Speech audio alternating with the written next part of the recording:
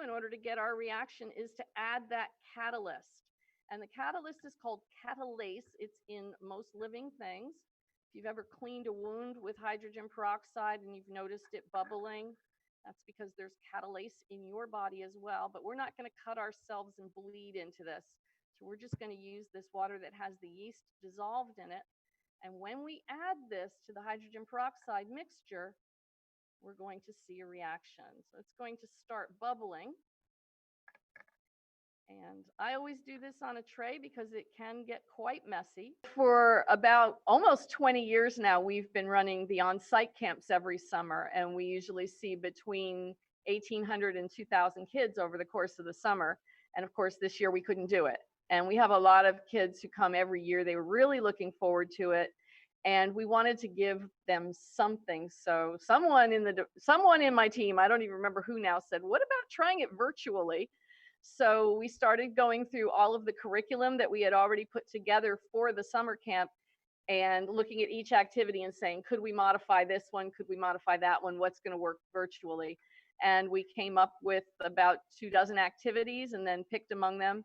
And we made the decision to run one camp for a variety of age levels, hoping that parents would be home to assist the younger ones if they were having trouble.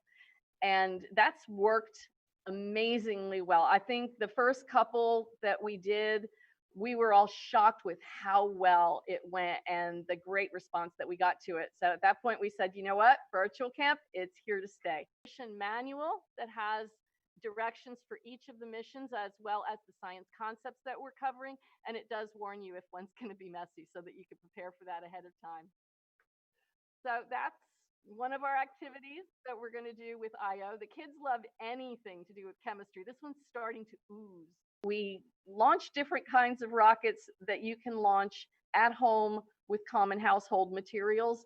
So, you know, it's not like the Estes where you have to set the engine on fire or anything like that. It's all either chemical or mechanical. And we have a lot of science concepts that we can present in ways that the kids are having so much fun doing it that they actually don't realize they're learning. Our position here as the education department for the visitor complex is to tell the NASA story, and specifically to tell it in a way that kids can get involved with it.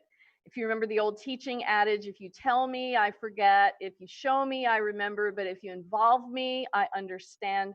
And we want to, as much as possible, involve the next generation in the space program and in the STEM activities so that they will be the space explorers of the future.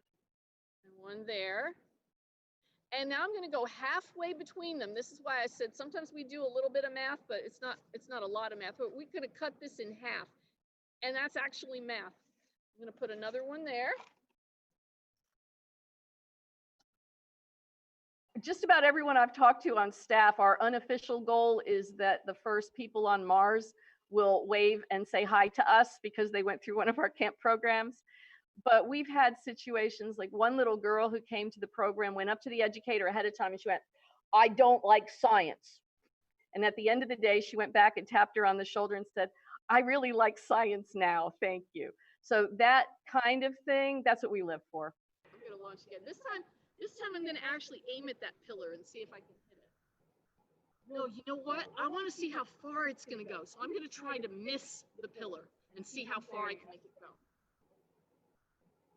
Now I don't want to hit it.